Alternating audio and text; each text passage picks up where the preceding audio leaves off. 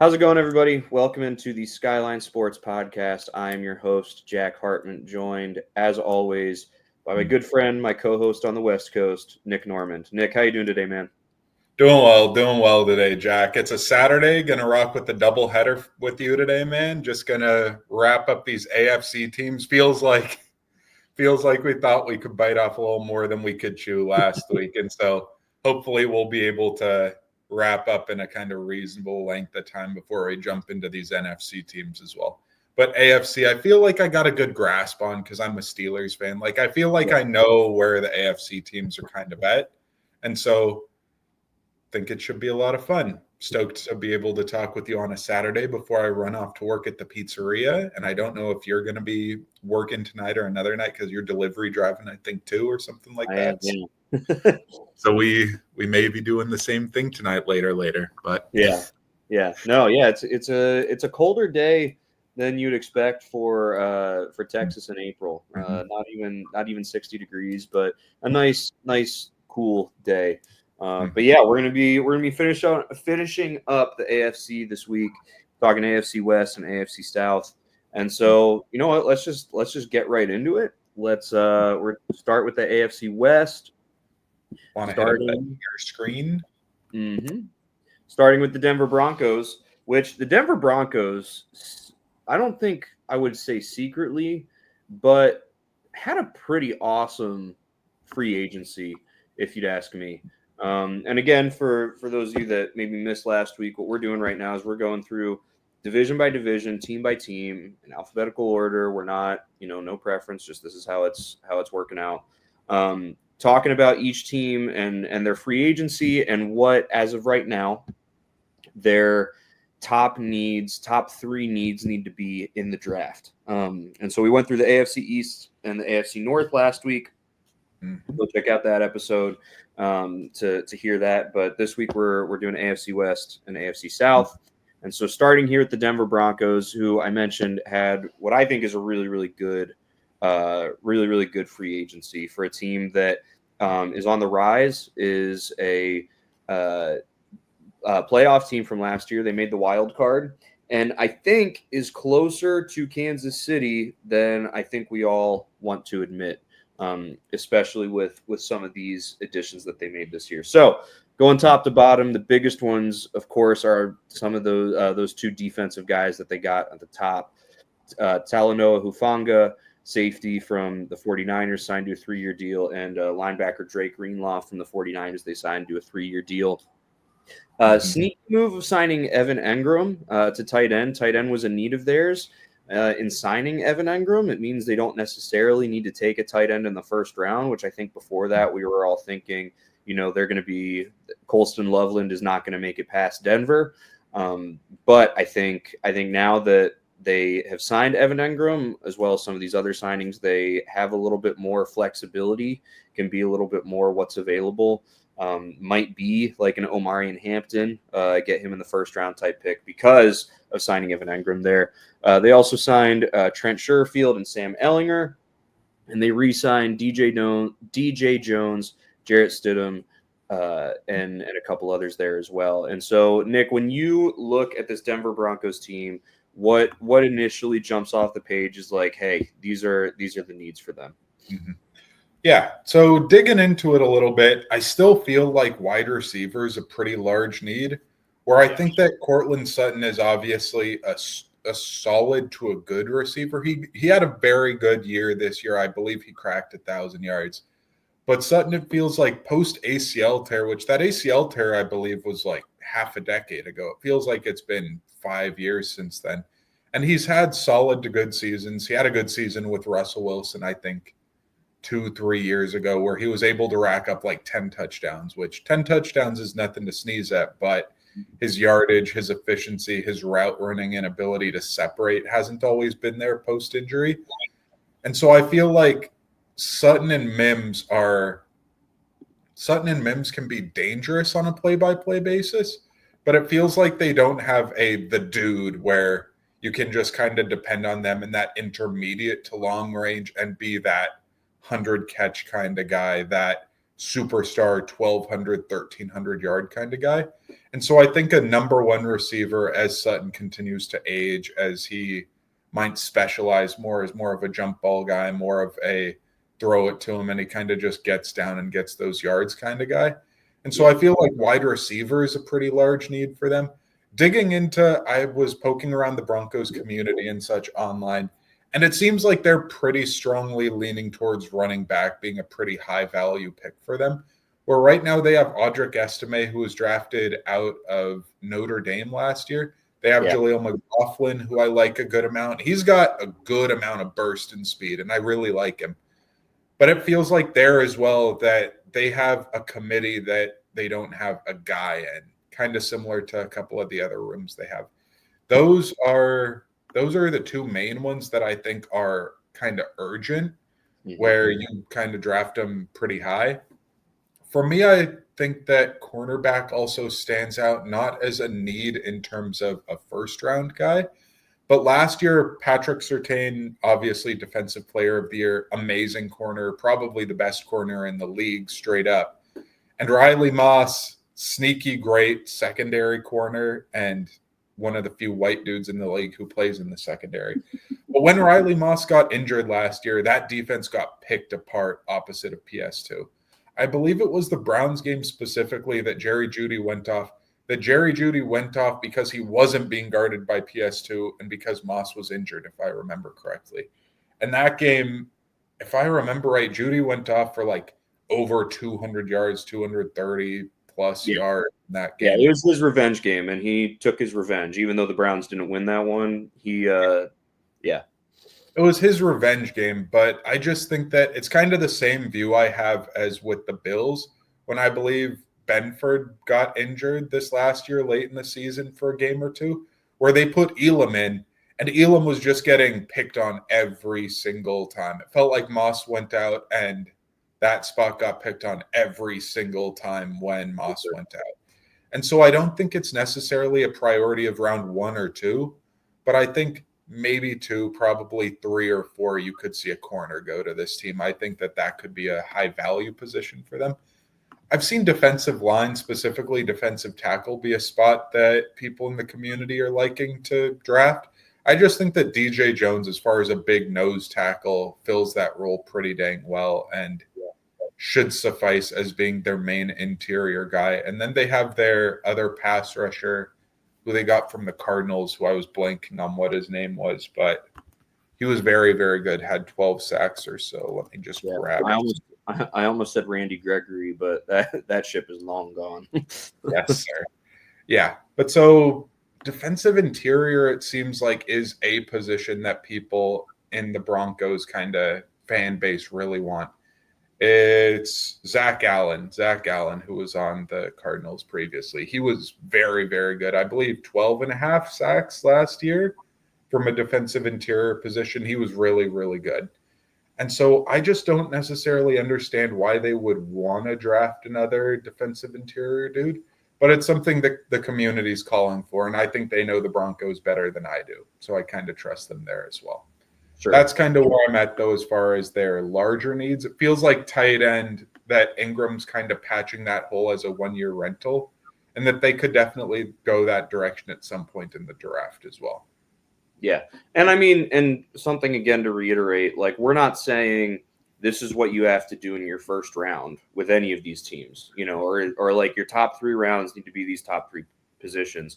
Like if, we talked about the Steelers last week, right? And we put the quarterback as sort of like in a parentheses 4th, depending on what happens with Aaron Rodgers. Again, it seems like that's what's going to happen. But say Shedeur Sanders falls to 21, well, we don't have quarterback as a top 3 need, especially if they get Rodgers, but that would make sense as a pick to make, just because, best available, and you're going to need that in the future. And so just wanted to reiterate that, as we're talking about this. I completely agree with you with wide receiver, running back, and corner as their top 3 needs.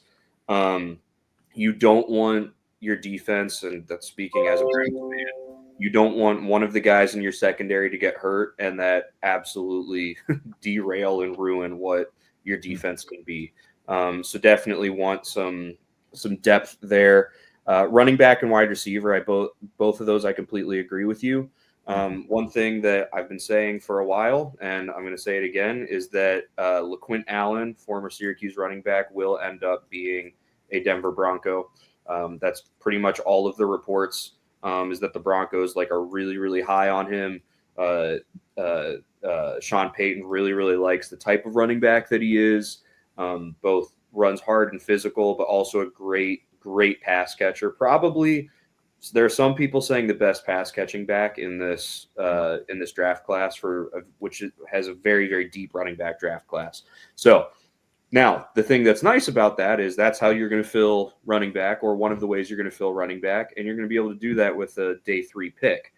Kind of opens up round 1, say Tetero McMillan falls that far, or you really, really like Matthew Golden, you have that flexibility, to draft position wise that you need, but also not need to overdraft, or mess with things like that, because you've got that in your back pocket. So but yeah, wide receiver, running back, and corner, that's what I would say. I understand defensive line, because that's just always a position you want to be deep at, because of how easily that position, the trenches get injured.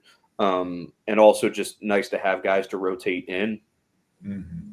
But that's something that you could easily use day 3 picks, and sign some undrafted free agents to do that as well. If you're looking for bodies. So yeah. Well, moving on to Kansas City, the Kansas City Chiefs, which this one should be pretty pretty quick and easy for us to go through what their top needs are. But they signed tackle Jalen Moore. They signed running back Elijah Mitchell. Signed quarterback Gardner Minshew. Are the big ones. Robert Tonyan at tight end. But that one was honestly a little interesting to me, considering that they have Travis Kelce, and yes, he's old, but he's still Travis Kelce. He's going to be the first guy on the field. And the emergence of their other tight end last year, I'm blanking on his name. Noah Gray? Yeah, he had a really, really solid season last year. But hey, gotta have guys. But I think where they did a lot to help themselves is in the guys that they re-signed, keeping Nick Bolton, really, really big. Marquise Brown as well.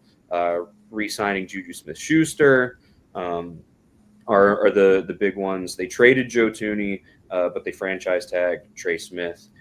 So I think I'm just going to start us off here very openly and honestly about this Kansas City Chiefs team. The reason that they did not win the Super Bowl last year is because Patrick Mahomes did not have any time.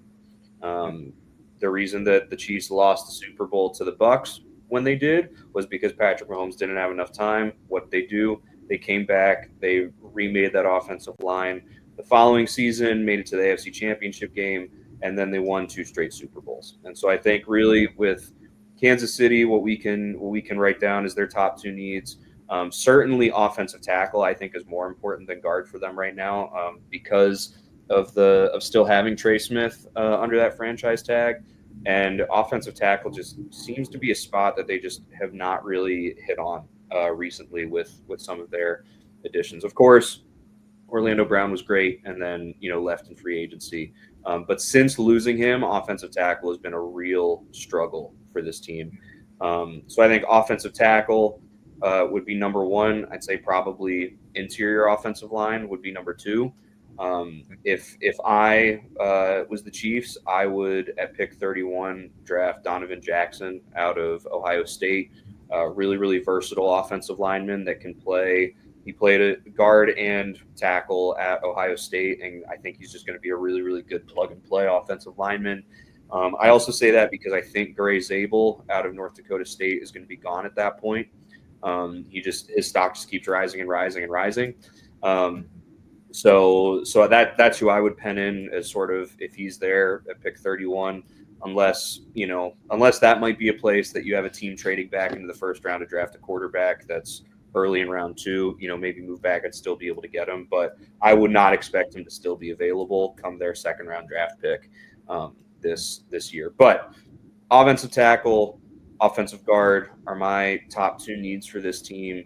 I'm sure, Nick, that's something that you agree with. So for the sake of making sure we get through this well, what would you think the third spot I would think be? those two are obviously massive needs. When I was digging into things, I think that the other big need for them would be pass rusher, just generally, whether that's interior or exterior. Chris Jones is obviously still a superstar and a stud. And George Karlaftis, I've really liked what he's been able to become as a consistent kind of 8, 10, 11, 12 sack kind of dude. And I think he's been performing very, very well. He's not a superstar, but he's very, very good. And I really like him. But it feels like outside of those two dudes that they just don't have a lot of other juice as far as dudes to get after the quarterback. And so for a guy like Chris Jones, who's older, and for a guy opposite Karlaftis, I just really think that they could use somebody there at one of those positions. And Yep. so I think the need at a pass rushing defensive lineman and some caliber is massive. As you brought up, I think a Kelsey replacement long term would also be a pretty big need. I don't know that it's urgent right now, but I think that that will be the next need after that kind of pass rusher position. Yeah. You know what? I agree with you, pass rusher. Whether that's interior defensive line or edge, kind of similar to your Steelers. Like Chris Jones has been a rock, but he only has so much tread left on the tires. And so maybe getting somebody to pair alongside him that's going to be really, really good and can learn from him a little bit and then take the reins over. Something that I think would be really, really intriguing would be if the Chiefs take a tight end and who they take and when they take him.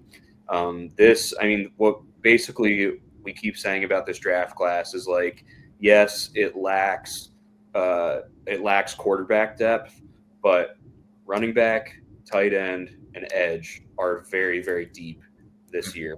And so, they're going to have their choice on day 2 and day 3 of some really, really promising prospects at edge, at tight end, if they want to do that come that time. So moving on to the Las Vegas Raiders. The Las Vegas Raiders right here. They had probably the most shocking offseason. I wouldn't say most shocking offseason, but they made some big moves this offseason that are substantial. One thing is they extended Max Crosby. You see it there, 3 years, $106.5 million.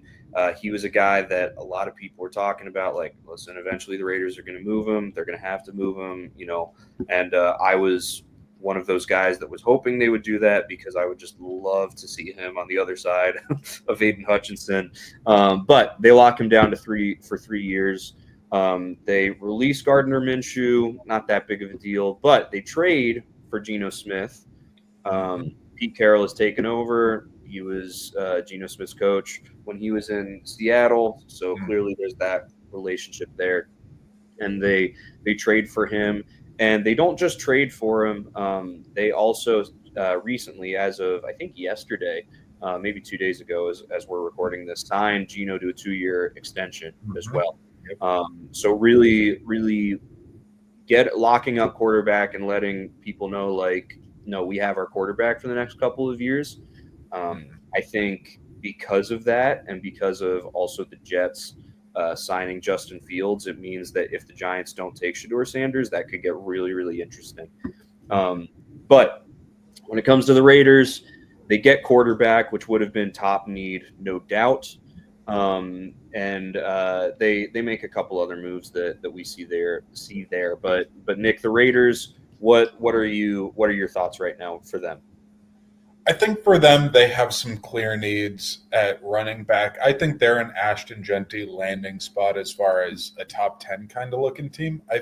I think that it's them at 7, and then at 10, the Bears as far as top 10 teams that I could see Genty going to. It feels like if you add in Genty there, Genty paired with Geno, paired with Bowers, paired with X receiver that you want to draft to go with Jacoby Myers, that could easily be a very, very, very dangerous and fun offense immediately. And I'm all for this team being entertaining. I don't know if they're going to be good in this AFC, but I think they should be entertaining. Right. Speaking of, I think receiver is a massive need. Jacoby Myers is very, very good. He reached 1,000 yards first time in his career last year. Seems just like, though, that since trading away Devontae Adams, since they traded away Amari Cooper many years ago, that they've been bailing wide receivers off of their team more than they have adding really talented dudes and really having stable wide receiver play. And so I'd be very much for them drafting a receiver, whether it's first round, second round, third round. I think receiver, running back, and then specifically when I was digging around for this team as well, I heard corner, but when I look at their roster, I really like their cornerback room. And so when I looked into it a little deeper, I think that the need would more specifically be a tall corner, because I think they have 4 or 5 corners that can play, but all of them I think are sub 6 foot. And so I think that they'd prefer probably to have a 6'2", 6'3" kind of corner.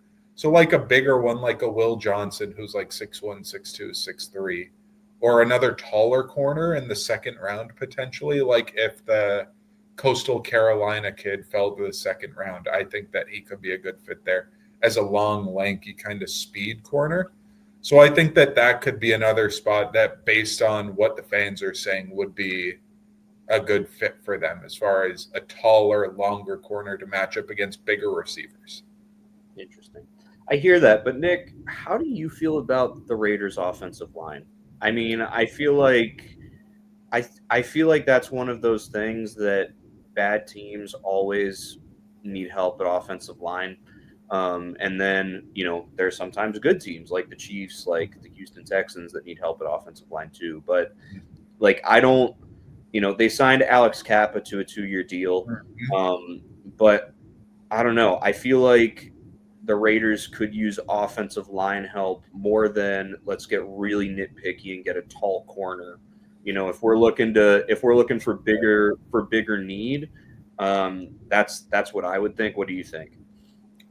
I think that right now, when I'm looking at this team with the Pete Carroll kind of imprint on it, it seems like Pete Carroll, historically, as far as his years in Seattle, I don't think that they drafted offensive line particularly well or really had their identity with the offensive line in the post kind of early years of the Legion of Boom.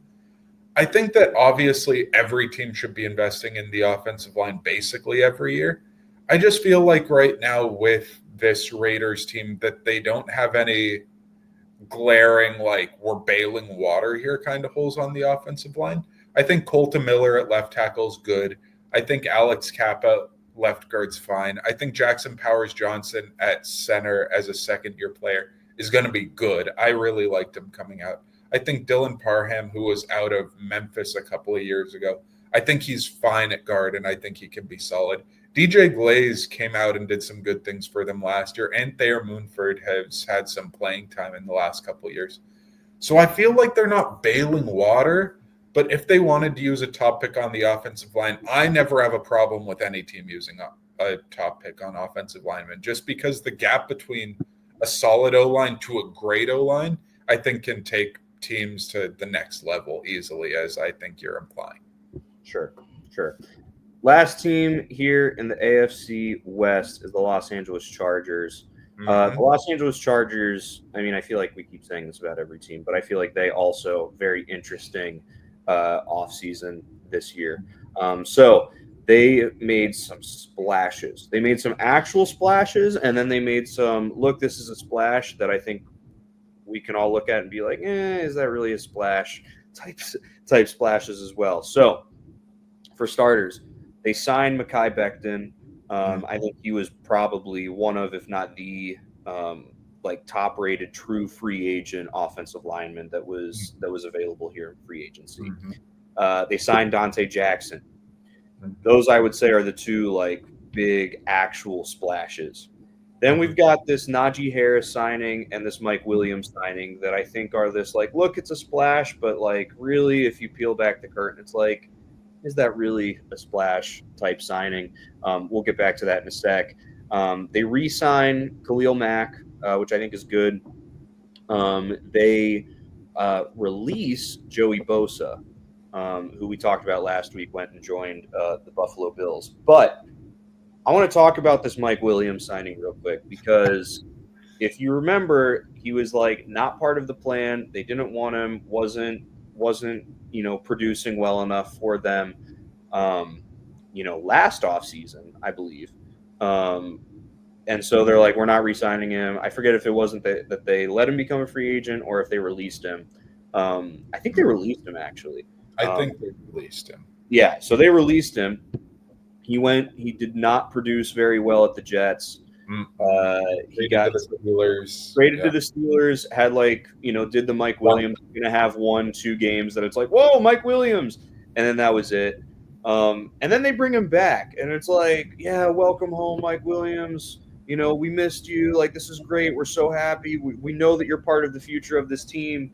And I'm just kind of looking at it like, what changed in 365 days, especially 365 days that it looked like you made the right decision about him by releasing him and not bringing him back.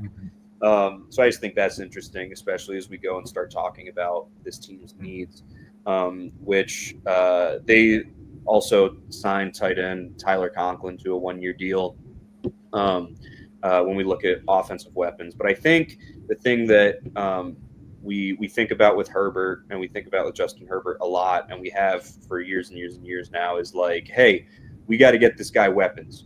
Lad McConkey has come on as one of the best picks, one of the best offensive picks of last year's draft, which is really, really good. Saying the fact that the Chargers last year were able to draft both Joe Alt and Lad McConkey and have them look like they do just goes to show how important it is by having people that actually know football running your organization.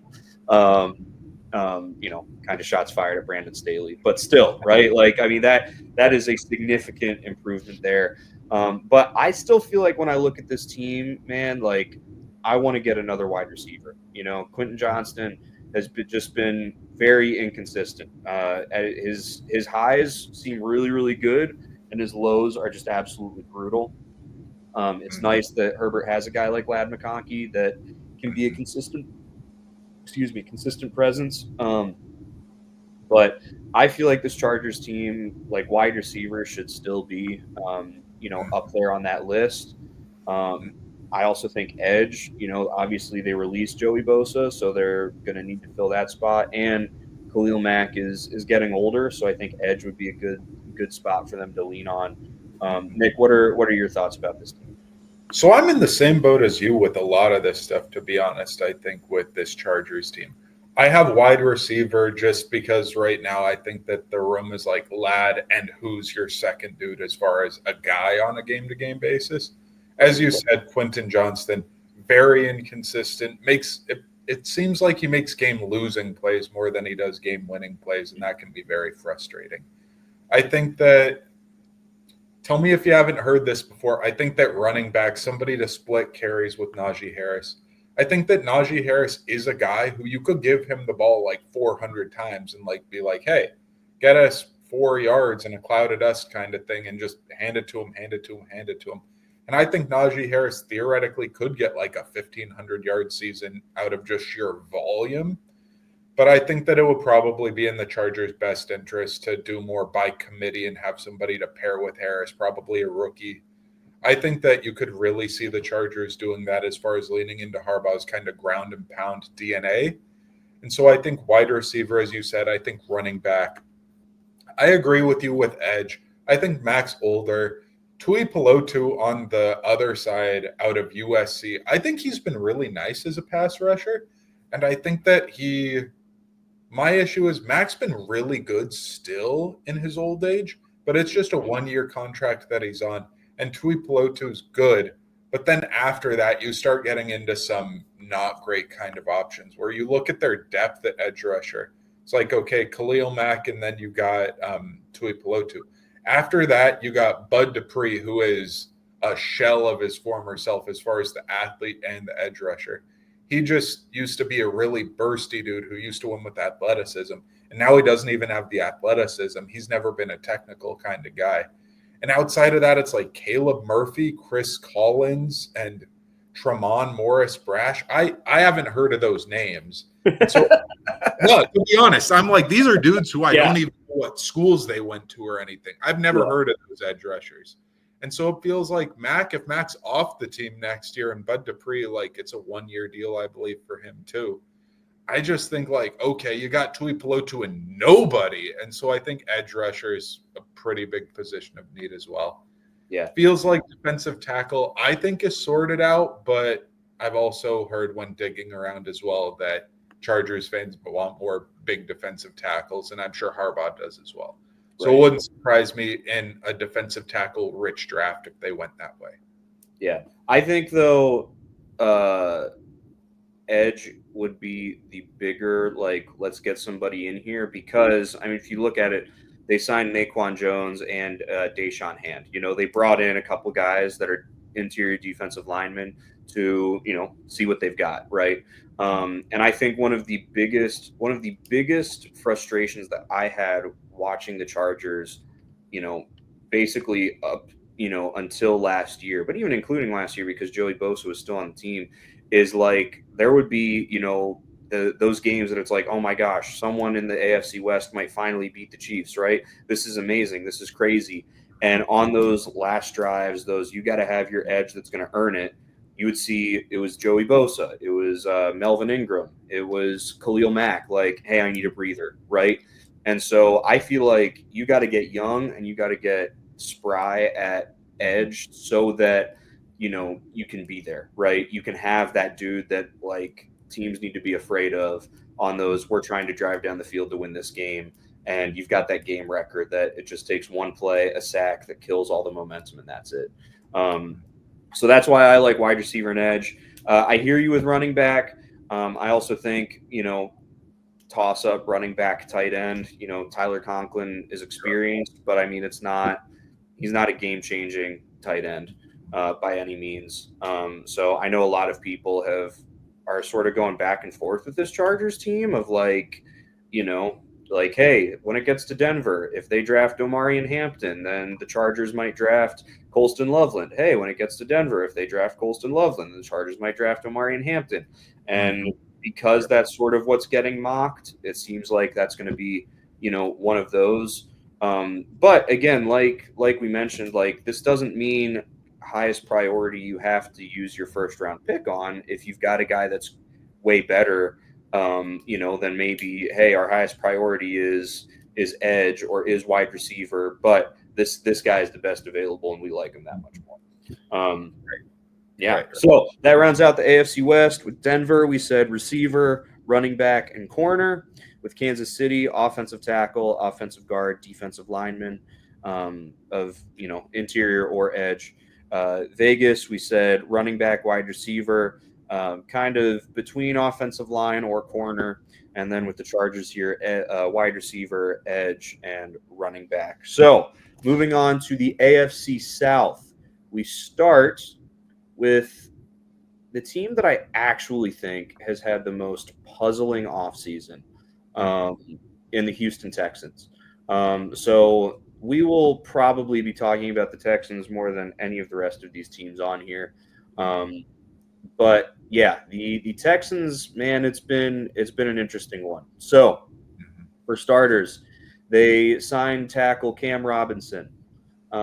They signed guard Laken Tomlinson. They signed tackle Trent Brown. They traded Kenyon Green and Laramie Tunsil, and they released Shaq Mason. So before getting into some of the other things that the Texans did, let's just start by talking about that, because I think the biggest glaring weakness of this team that we experienced and saw last year was offensive line. Was CJ Stroud didn't have time. His rookie year, he didn't really have a lot of time either, but teams hadn't quite figured out, okay, when he doesn't have time, what's sort of his bailout? What are his tendencies when he, you know, needs to improvise? Year two, there's tape on that, and teams were able to, you know, we're going to make you have to improvise, and you're not going to be able to because we're going to be able to take away what your, you know, top desire is once you have to improvise. I think the best example of this is if you look at actually the game that they played on Sunday Night Football against the Lions at that point already had a very decimated, defensive front, and they still got a few sacks. They still made him make some poor decisions in a game where Jared Goff threw 5 interceptions. CJ Stroud threw 2 and they lost, right? So, it's very, very clear offensive line is like a problem. So in some ways, it's like, okay, well, makes sense to move on from some of your offensive linemen. But at the same time, I don't think anyone was thinking, hey, you should trade Laramie Tunsil, the one bright spot on your offensive line. Just seems very, very puzzling. Reports kind of came out that they're like, well, we want real leadership in our offensive line room, and Tunsil is more of a quiet leader. It's like, I get that, but I feel like that's more of a like, hey, we're just finishing polishing this diamond, not we haven't even gone mining and found anything yet type decision, if you ask me. So with Houston just alone, offensive line, offensive line, offensive line. I mean, I don't like any of their top options at any of the 5 spots on the offensive line. I mean, not to pick on Laken Tomlinson, but he's been a guy throughout his career that's hey, we're going to try this guy and it doesn't work. And so he keeps signing 1-year deals. I think he's sort of the quintessential, oh, you have Laken Tomlinson playing on your offensive line. It means that you're desperate. You're trying to patch something together. So, I mean, I think Houston, it's tackle, it's guard, it's center. Like, as their real top 3 needs. Obviously, they have some wide receiver issues that I feel like they need to figure out. Again, like Braxton Berrios and Christian Kirk are guys with wide receiver experience in the NFL, but they're not guys that it's like, oh man, you're bringing in a world beater, right? Like I would say their wide receiver room from last year to this year step back, definitely. Not even taking into account the significant injury that was sustained to I'm blanking. To Tank Dell? Yeah, to Tank Dell, right? That significantly, changes that wide receiver room. So those are sort of my thoughts. They traded for CJ Gardner-Johnson. Okay, I feel like since CJ Gardner-Johnson left the Eagles and had that 1-year stint with the Lions, like basically it's like this is not the same CJ Gardner-Johnson. He's just really a guy that just talks a lot but doesn't really play very well, if you ask me. So I think there's a lot of question marks, but I mean you have this quarterback that is, supposed to be, your guy for the future, and I see no reason why he isn't going to get sacked like 12 times a game right now. Yeah. I'll just spread it even further. I think that offensive line obviously is a massive need, as you reiterated over and over and over again. When I look at this whole team, to be honest, I'm like, okay, this offense has kind of led out this team the kind of last year or two since CJ Stroud got into the league, where we're like, oh man, CJ Stroud to Nico Collins. Wow, Tank Dell is so good. Wow, Stephon Diggs as a third option. Like this offense is so good. And Joe Mixon having a couple of massive games. It's like, wow, this offense. And I look at this team and I'm like, okay, offensive line, as you said. But I'm like, okay, Dalton Schultz, good tight end. And I think their tight end room solid all around. But Nico Collins, he got banged up a little bit last year. They trade for Christian Kirk. He got banged up last year. Tank Dell, I don't know that he's going to play this year. He suffered his injury on December 21st. Yeah. He suffered it late December, and that was a super significant like knee dislocation, tearing multiple ligaments. Yeah, like he already injury. Yep. And he already broke his leg the year before in the league, where I think he's shown massive flashes of being a great receiver, but he's also shown why people were concerned that he was 160-pound looking wide receiver who's like 5'9". Like when you're a thin, smaller dude, even when you're able to get open and make contested catches and run fast and run routes well, if you're that thin, you get beat up really quickly. And so I think that I'd also just be concerned about a very injured wide receiver room. That was their downfall this year. Stephon Diggs gets injured. Dell gets injured. Nico Collins was injured for a stretch. That's the reason why we got to see John Mechie at all this year. And it feels like this room just got potentially more injury prone than it was last year, where we might not even see Dell. Christian Kirk is as your number two is like a maybe kind of thing. And Nico Collins, if he's out for any particular number of games, you're really screwed offensively as far as being explosive. That's for sure. Yeah. So, I mean, totally like just draft offense, offensive line, but offense generally, I think like just go with any of it, to be honest. 100%. And like their defense was really solid last year. Like they had a really, really good group. Not sure exactly, who we can see who they re-signed, but can't see who they lost from that group. But like if they kept that defense intact pretty well, like they could seriously use every single draft pick on offense and maybe sign some unrestricted free agents to the defense, or not unrestricted, undrafted free agents to the defense to, make sure that they've got bodies there. And I think that they'd be really, really good. I think the AFC South is a really, really interesting division just in general. Like it feels like Texans have taken a step back. Indianapolis, it literally just comes down to, is Anthony Richardson going to be good or not? Like that's all we're waiting on. Jacksonville, new leadership there. What's that going to be like? Tennessee, is about to start a significant rebuild, right? Like it keeps feeling like, oh, well, this should be Houston's to lose. But I feel like year after year, they keep kind of playing back to the rest of the teams in that division. And so I think what used to be the NFC least, in terms of worst division in the NFL, I think is going to turn into might turn into the AFC South, which means that there's going to be a lot of weird, meaningless games in week 17 and 18 that are going to absolutely change and shake up how the draft order happens next year, which is always fun, to look at and think about. So Houston, just offense, right? Like offensive line, of course. And, you want some better running backs. You want some better receivers.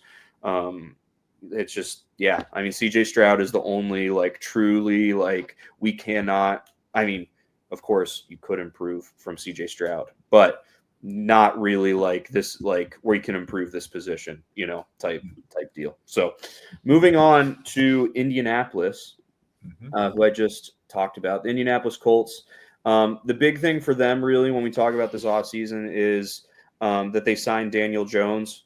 There are other big things that we'll talk about, but offensively, they sign Daniel Jones, and it's really this is the most obvious, put up or shut up, ultimatum type thing for Anthony Richardson is if you lose your job to Daniel Jones, then what more can we do, right? I really hope that Anthony Richardson turns it around. I do. I feel bad for a guy like Joe Milton, who got drafted so late because I think teams saw what happened with Anthony Richardson and got scared. But personally, I was saying from the get-go, this dude should not be drafted this high. The reason that he had one really, really special year at Florida, and it was special in that he put on a crazy highlight tape and was just this freak athlete, but didn't necessarily show no, he's a great quarterback. He showed he's a great athlete, right? And so this is the put up or shut up year for him, and for this Colts offense, really. On defense, they signed Cam Bynum to a 4-year deal, really, really great signing, and they signed Charvarius Ward to a 3-year deal. It was a great signing. I really, really like both of those for their secondary.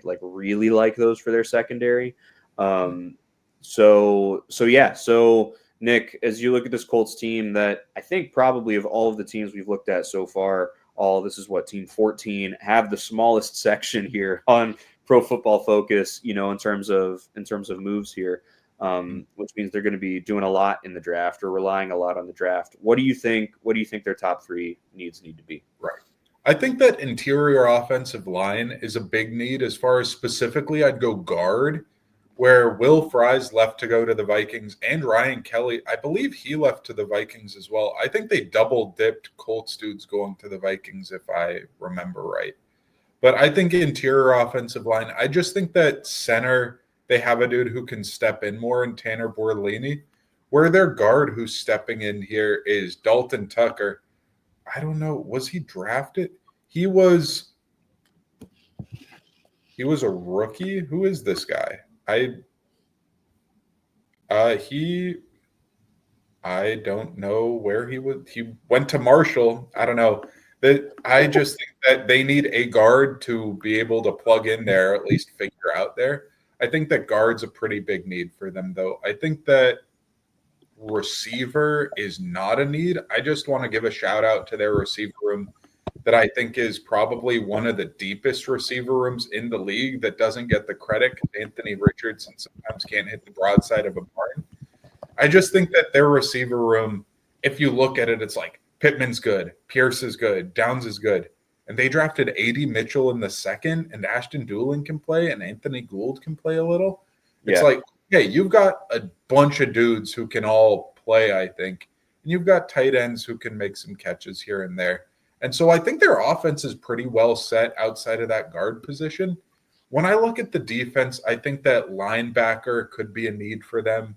I think that corner still is a pretty big need for them, where Kenny Moore is still playing very well late into his career. He's 29 years old, which it feels like he's been around a good amount longer than that. But Kenny Moore is still solid in the nickelback position. Charvarius Ward, he took a step back last year, and I'm worried that he's going the wrong direction as a corner. And so I think they could still invest in that position there. I think safety's okay. I would probably go linebacker, corner, and right guard specifically as my three biggest needs for them. Yeah, so you mentioned how, like, this team and their tight ends, they've got guys that, can make catches and stuff like that, and totally agree.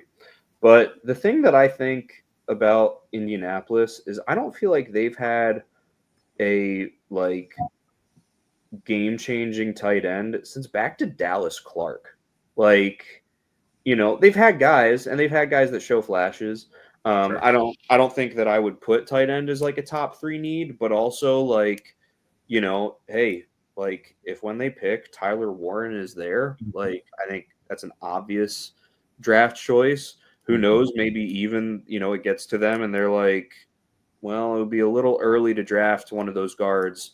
But Colston Loveland, like that could be something that they do. But I agree with you with, interior offensive line for sure. And yeah, like corner, I have PTSD after this last season with the Lions. I feel like no team can have too many corners, like seriously, too many corners that could really play corner. So totally hear those. Moving on, Jacksonville coaching change.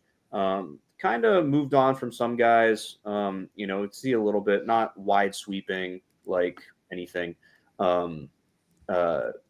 significant, I felt like changes, but made some moves around and stuff like that. So I think this is again a team that you're like looking, you're like, listen, you're drafting that high, your offensive line is going to need help, right?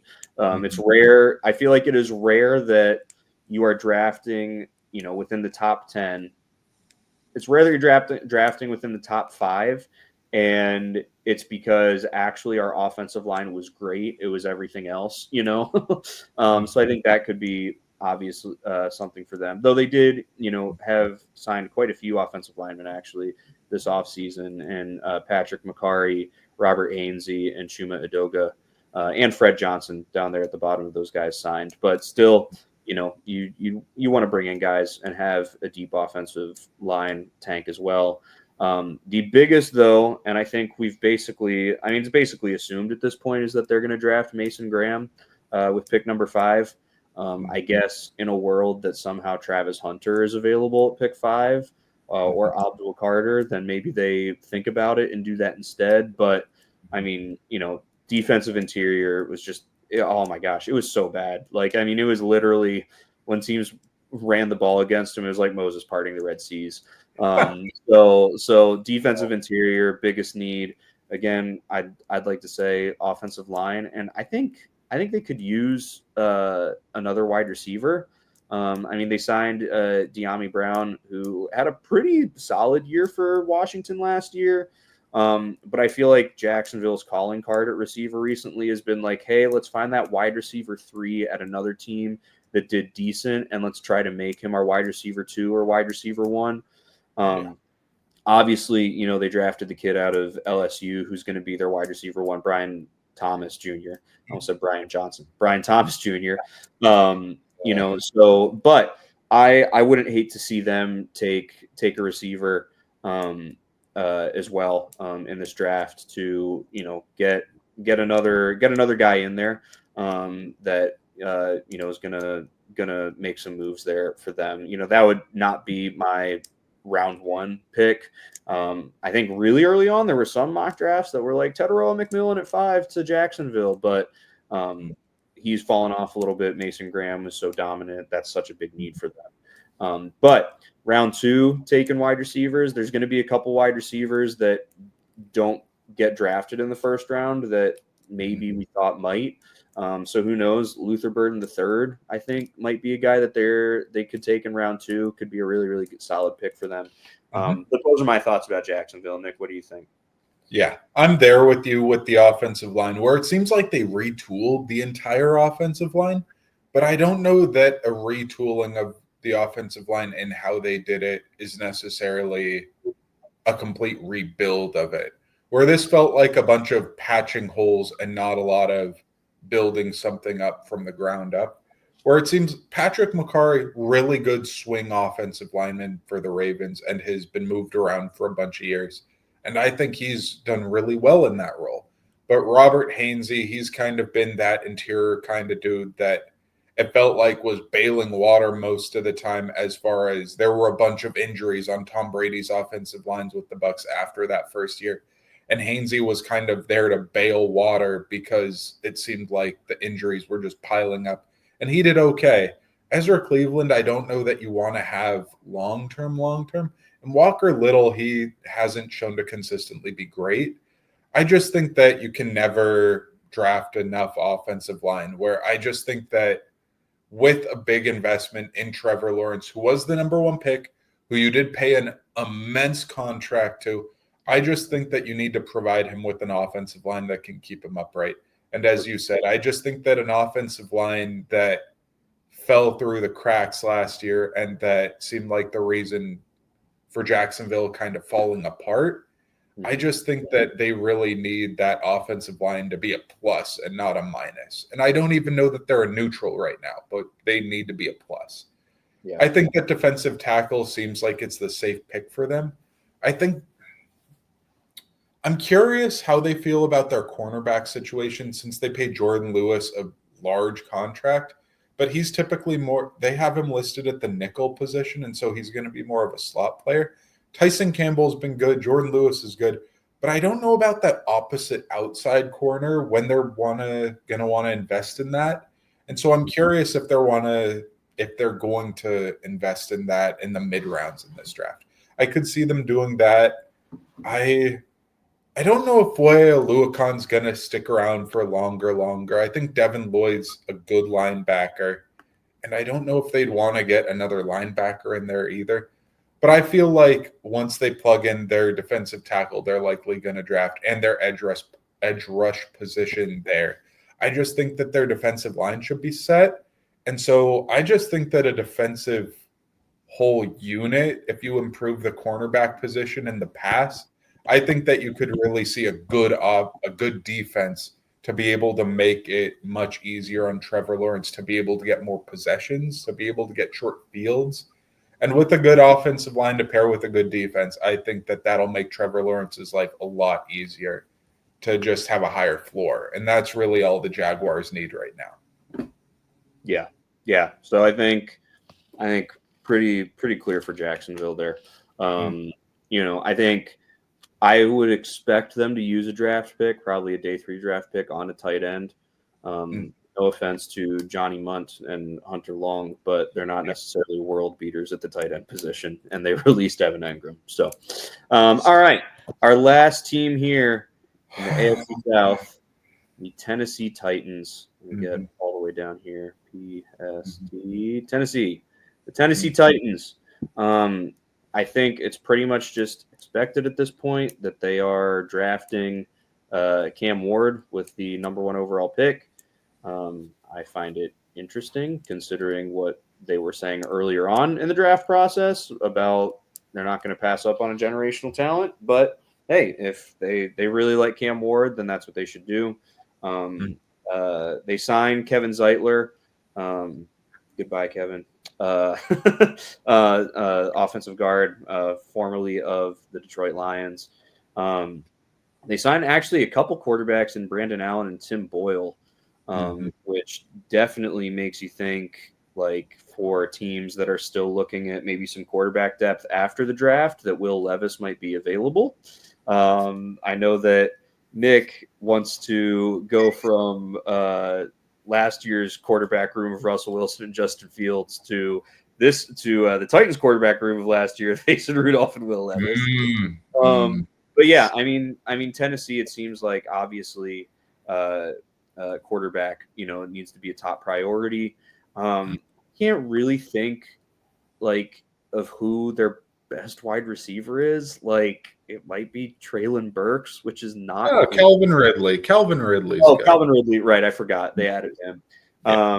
So Traylon Burks is not good. Let's not get it. Exactly, that was my point, right? So I think this team could use wide receivers. Yes, they signed Van Jefferson, Van Jefferson does his thing. He kind of hops around and has some great times at some certain places, but is not, he's not concerning any defense, right? Not at this point in his career. I think actually, surprisingly, this isn't necessarily a team that I'm going to say offensive line on, because they've used picks recently on offensive line before getting to this point. And they signed some offensive linemen. So I'm not going to put that as like a super high priority. I think it would be fine if that was sort of what we put as like kind of that third tier of priority. But yeah, quarterback. I think they could, they signed Lorenzo Carter, but I think edge would be a good thing for them to do, especially.